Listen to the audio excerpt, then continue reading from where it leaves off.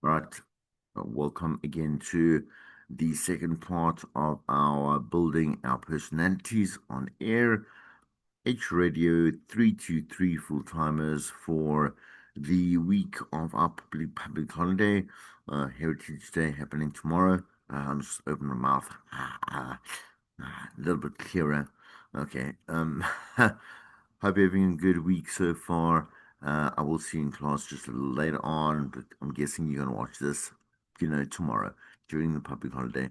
All right. So the lessons that are left are basically it's this one and another one, based on this particular document. So what we'll do is there's certain chapters, right? So we've done chapter one. We looked at that as an introduction to. We're going to look at chapter two and three. I think two, three, and four in this one, and we'll do four and five in the next one. Oh, sorry, five and six in the next one, so that we finish up this document to have a good understanding of personality and moving forward. Right? Remember, we spoke about your brand. We spoke about, just really trying to identify who you are as an entertainer, as a broadcaster, and how really important personality is. When it is coupled, should say when it is coupled with all your hard skill sets that you have been learning over the years, to make yourself a better and polished professional, right? Okay, so the character definition process starts by gathering information on personality. So collect as much information from observers. So you can include as many people as you want, but here's a suggestion: 4 to 6 people that know you in different aspects of life, right? That can perhaps maybe help you out in seeing yourself in well, from the outside looking in, right? The experience with a moderator, quote unquote, right? So this is being a little bit more formal. Should be complete in about 2 to 3 hours. Let's look at some of those steps and how you can apply it maybe in a more practical and a smaller setting or case study for yourself, and get obviously what you need out of this, right? The first one is self-evaluation. So start the process with a personality, completing a short questionnaire. The questionnaire will also ask a couple of questions, like, for example, let's say your hobbies and your values and your positive values, your quirks, etc., etc., etc., right? So things like, for example, what are you passionate about? What really ticks you off? I don't know, like, what's your background? Like, do you have mom and dad that brought you up? Did you come from a certain place? Did you, outside of, let's say, Joburg, Pretoria, etc., etc.? Oh, I must stop saying etc., etc. It's going to become a crutch word, right? Okay, but for example, do you like pets? Do you have pets? What is your favorite food? Like, are you very passionate about fitness and sports, whatever it may be, right? So, the form is definitely a get to know me situation, and definitely will help you put to paper what it is that you are not all about, I suppose, because we are complex human beings, but definitely get when we put things down on paper, not to carry on too much about this, but because our minds are so complex and just so chaotic and busy and whatever it may be, right? Specifically when we have to do introspection and say, well, what type of person am I? What is it that I am at this particular point in my life with this ecosystem that is and affecting me around me, is and affecting me around me, right? It's always good to take stock to note how you're growing as a person, which then obviously affects how you want to represent yourself and present yourself on air, right? So, step two, let the games begin. Now, so let's take the group to add perspective and nuance. To make the process fun and not clinical, we play a character definition game to bring out hidden aspects of your personality, right? So, there's a moderator. Again, just imagine there's a moderator there and they're doing this research about you. Once again, I believe this can be done just on your own. with a couple of friends, two or three friends, enough. And the first game that you can play is called the superpower game, right? I see the word superpower. I always get excited. What a wonderful thing to have a superpower, right? But okay, you're not going to turn invisible, and you're not going to, have the strength of the Hulk, whatever it may be. But we have so many strengths within ourselves that we must be able to capitalize on. Because if we can capitalize, look, the more we capitalize on our strengths, the less our weaknesses will have an effect on how it is that we want to do our jobs. For example, how we behave as a human being, right? We cannot get rid of one or the other. It's part of who we are. So your weaknesses are there, your strengths are there as part of who you are as a person. And so this sim aspect should be able to say, listen, let's see what my superpowers are. Ask what are you great at? Not maybe even good at, but great at. So what comes easy for you that is really hard for others? So, for example, with me, I always say creativity because it really is something that I don't have to think about. I know that when I say think about it, I don't have to worry about the fact that I ever will run out of ideas. And my ideas are normally pretty good. They just they need a little bit of work. Like, so I also got a bit of a spidey sense. Why not if we're getting superpowers, right? I've got a sense in my I'm not gonna say my chest, you get a little bit of whatever the supernatural superpower exists, right? That area chest, where you feel like, oh, yeah, no, I know this is right. I feel this is right. I like this. I wanna, follow my instinct in this, and this will be good, right? Creativity is not everyone's definitely, and even if they say to you, I am a creative individual, you have to look at well, you got to look at a portfolio and say, well, where exactly are you showing me these things? Because claiming superpowers in this case, or claiming talents, you'd have to. It's one thing to say it, but definitely another thing to show it, right? So if you are a good communicator, you should be able to somewhere show that you are a good communicator or storyteller, or right. Okay, so why do your friends like you? For what things do people ask you for help, and what do you enjoy most, right? So typically we enjoy tasks that are really good, that are good for us and we're really good at. So just talking about what you like will give you an idea of your superpower. Okay. Uh, let's see, let's move it down. Okay. All right. So the opposite game is the second one over here. Sometimes it's really hard to identify specific attributes, but it is not easy. Sorry, it is very easy, should I say, to come up with stuff that you really are not good at, and also things that you don't like. To give you a better idea, I say to you, right, what do you want to do in life, And you say, oh man, there's so much to choose from, and my heart, my soul, my whatever it is, my being wants to follow so many things, and I've got this quote unquote life because we always say, what do you want to do in life? And we think that life is this massive, long, very broad, very rich experience, which it should be, but knock on wood, tomorrow, today could be a last day. Anyway, what I'm saying from that perspective, not to really get depro, right, is that there's too much unknowns to be able to try and answer that question properly. But you can say what you don't want out of life, right, or what you don't like, right?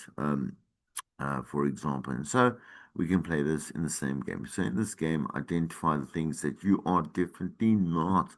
The opposite is almost always true, and this is pretty easy as humans our natural observations of what surrounds us and what we interact with, etc., etc., is very different, right? So from one person to another. So if you imagine walking to a party, you can see a person who is the exact opposite of you. And what would they look like? What would they describe, or what would you describe their personality as? What would they be talking about, and what would their superpowers be? Right. Okay. All right.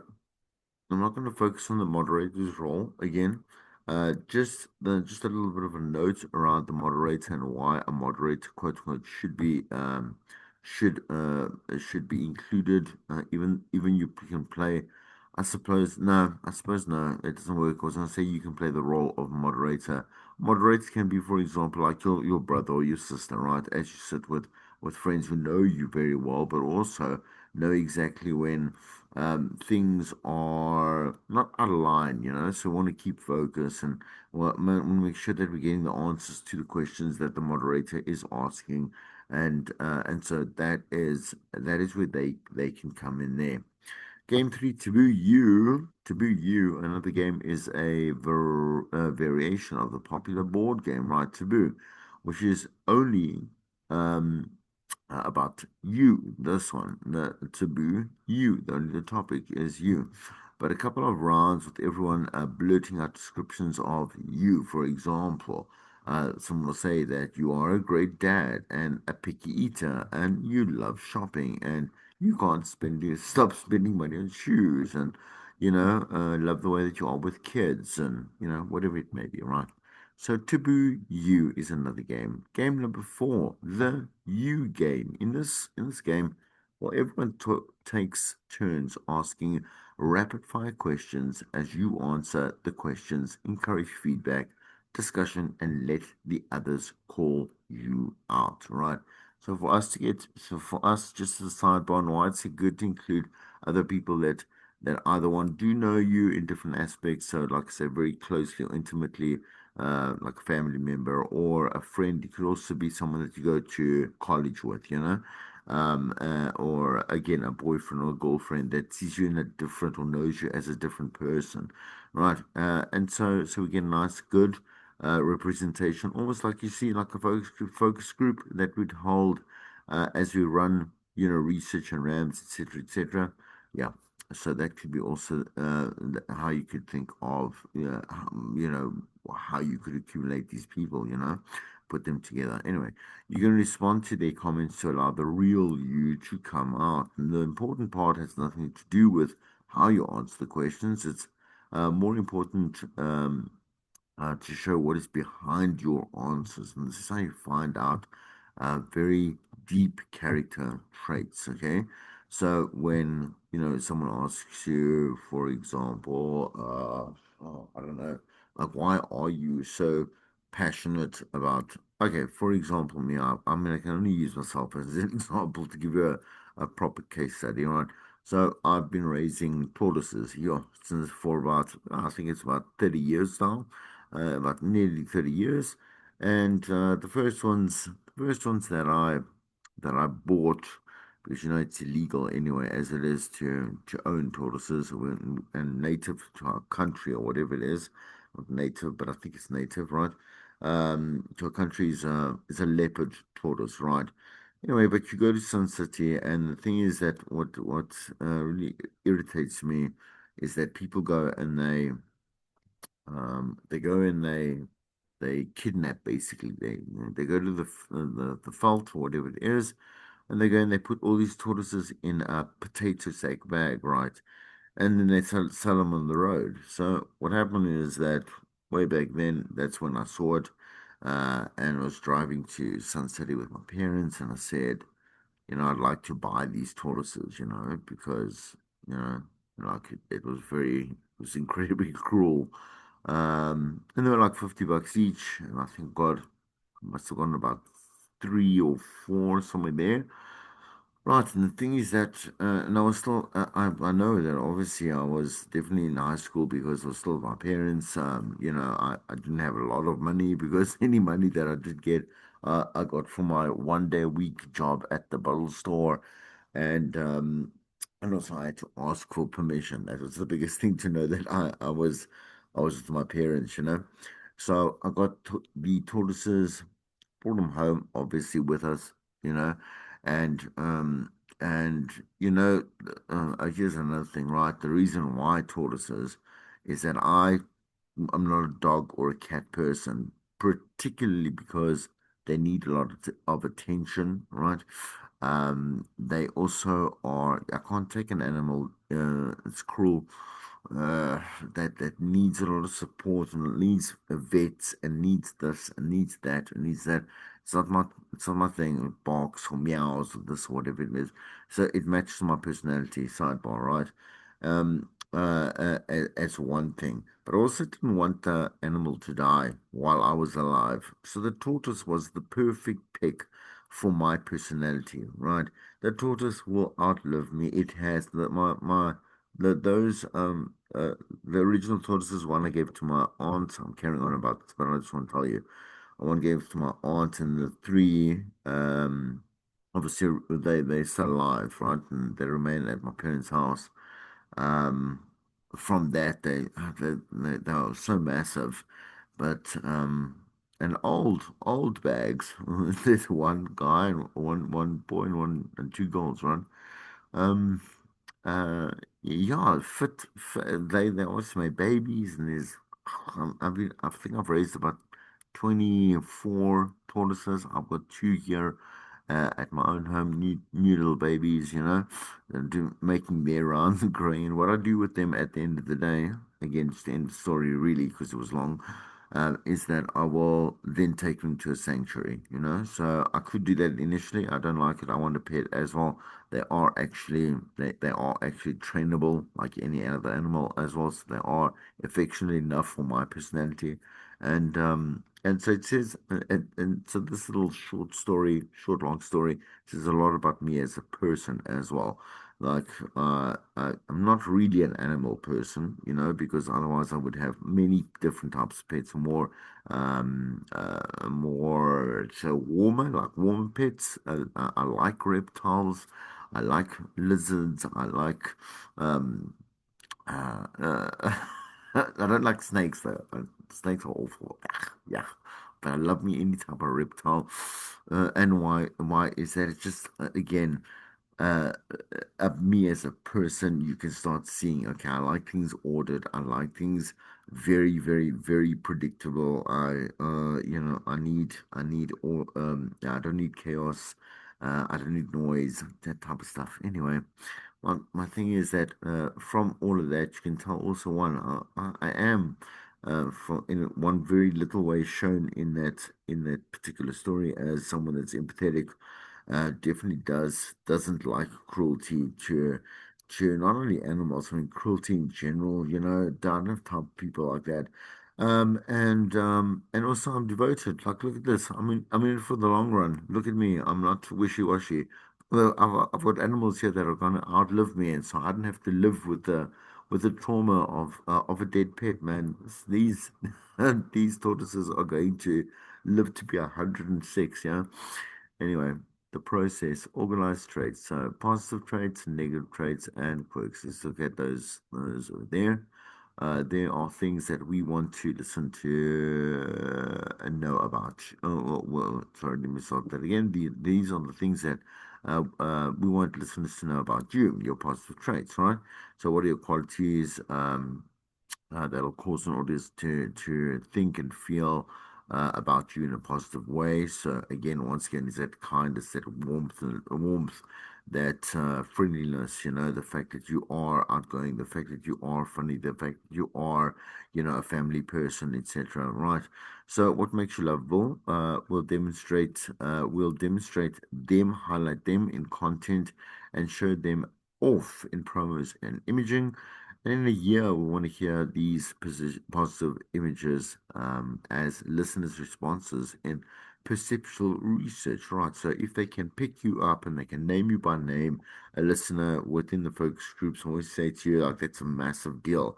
It seems like you would be force fed around everyone's outlet in terms of social media, etc., etc. But that was the only etc., etc. I used, right?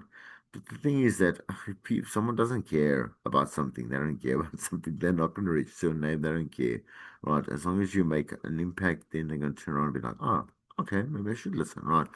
Negative traits. These traits may be true, but you don't want them to be known as something that you are known for, right? So negative traits are not exactly your quirks or your flaws, but they are definitely unrelatable or unlikable qualities, and this is what we have to avoid, right? Because of the fact that we're not pretending, right? We're not doing that. every single person that walks out their front door has to put on a certain hat, as I said to you, and I've explained about this particular radio hat and these different hats that we wear, right? You're not going to go there. You're not going to go outside because the world doesn't care for all the bad parts of you. They don't, right? And they're not going to tolerate it either. So what we need to do is be able to know what our negative traits are. For example, I suppose to a certain extent, I am definitely temperamental, right? But a lot of people outside of my four walls will not see that, nor ever quote unquote expect that, because my interactions are quite placid. They are always I always talk about surface level stuff, which sounds very vanilla and vapid of me, but it's just a better way to control your emotions, etc. Right? And if I have anything negative to say, it'll always be critical, right? It'll never be an attack, that type of stuff. So I know I can manage myself because I know for a fact that nobody, including myself or other people, has time for that, right? So anything on this list should be hidden from the audience. And then we spoke about quirks earlier. So this may be the most important list because it really it puts that little bit of a like a stamp of you approval, right? Okay, on you. And quirks are relatable qualities that cause listeners to really get to know you. So they really should be exaggerated if you are if you really like corny humor, like make sure that you capitalize a little bit on that. Um, if you really just don't like technology, let that naturally come out and let that naturally show. And maybe you should do like a little bit of a feature or what would be funny if you is if you really know nothing about technology, only have really technological people that you interview on a certain feature. And so we can use the quirks to be able to develop great content and great connection because everyone on this planet is different, right? Okay, so four more lists here. So you almost finished gathering and organizing information, but since you're already in list mode, let's keep going. So add these four lists to generate a more complete profile. And these are secondary, but they are very important, right? So comedic perspective. So what is your sense of humor? Are you snarky or are you goofy? Are you dry or over the top? What makes you laugh? Do you have physical humor? So like things that you do with your hands and you have to act it out, whatever. Sarcastic, parody, and everyone has a comic perspective. You need to identify yours. So everyone's got a sense of humor. We really do, right? So I mean, even if you don't have one, even if you have like party personality is, I don't know, maybe 10% comedic, right? Because you do, and I really hope for you that you do find time to laugh and laugh with others and laugh at things and whatever you find certain things enjoyable and funny, whatever it may be, right? That'll stem from your sense of humor, right? You don't have to tell jokes to be funny. I myself I literally don't know any jokes, no jokes, except one that you know this one. The horse walks into the bar, the crocodile walks into the bar, whatever it is, and the barman says, "Why the long face?" And I heard this when someone told me this joke when I was 10. And I remember I was in the pool. I was swimming in the pool, and obviously as a 10-year-old, I laughed so much because I was like, oh my word, that's so funny. That's so, and it's the only joke I remember. It's the only joke. And I remember exactly when it was told and what I was doing and why it was so funny for me. Um, I thought, how smart. I like smart stuff anyway. But I can't remember any other jokes. I can't tell any other jokes. So, but I've got a great sense of humor, man. Also, the sense of humor is if we look at saying like and claiming I have a great sense of humor, like I don't like insulting people or attacking a certain community as a sense of humor. For example, posting memes and stuff that are about overweight people and this I don't that's not funny to me, right? And so we differ within what we define ourselves and our own sense of humor. What is actually funny to you? Ask yourself, and see and start there. Talking topics, right? So identify several things you want to talk about with friends, what you're an expert on. So do you have an opinion? Very important, right? On every relationship issue, right? Just as a sidebar. Or are you a TV expert? The list could turn into a source of benchmark features, topics, etc. Right? Try to always start. As I said, you always try to start at home. In other words, what you know best, and see what could possibly be created as something on air that is definitely also connected and also relevant to the listener, right? Because it can't be the UFM show, right? All about you, all about you, all about you, all about you, all about you, right? It's got to be you and them, right? Central conflict. So, what is the source of friction in your life? So, how does your lifestyle cause listeners to say, man, he or she is just like me? Are you a woman with a history of failed relationships and are done with men, but still want to settle down with a partner? Find a conflict that you're consistently going through because you are, as I said there, a human being, and you'd like to be able to again say, listen, yeah, there are varied aspects of my life that I'm very conscientious of, very aware, and I'd like to obviously make sure that me and you are on the same track, because I understand my listener, I understand my feed area, etc., consumer, and I know that this is something that we can talk about, right? Oops, sorry.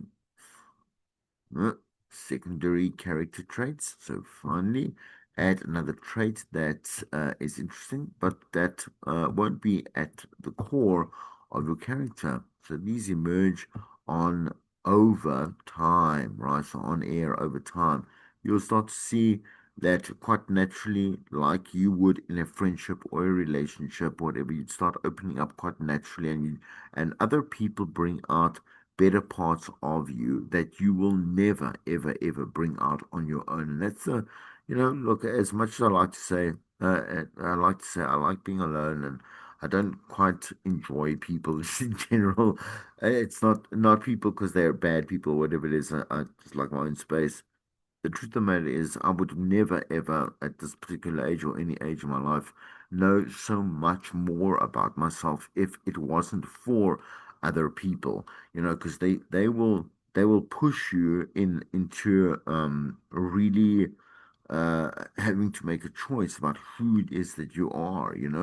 They will definitely challenge you so that you can say, well, do I want to stand up for this, or I want to stand my ground with this part of who I am and what I believe in, or what I want to do, or what I like or don't like, or whatever it may be. You can only see that through being exposed, or exposure to the world around you, right? And so, as I said, there definitely getting to know someone is literally that. Getting to know you will take some time. Certain things will make you definitely stand by your man. In other words, like stand with who you are, right? And by your side, so that you can definitely, I say, just definitely benefit from that. We stop this one.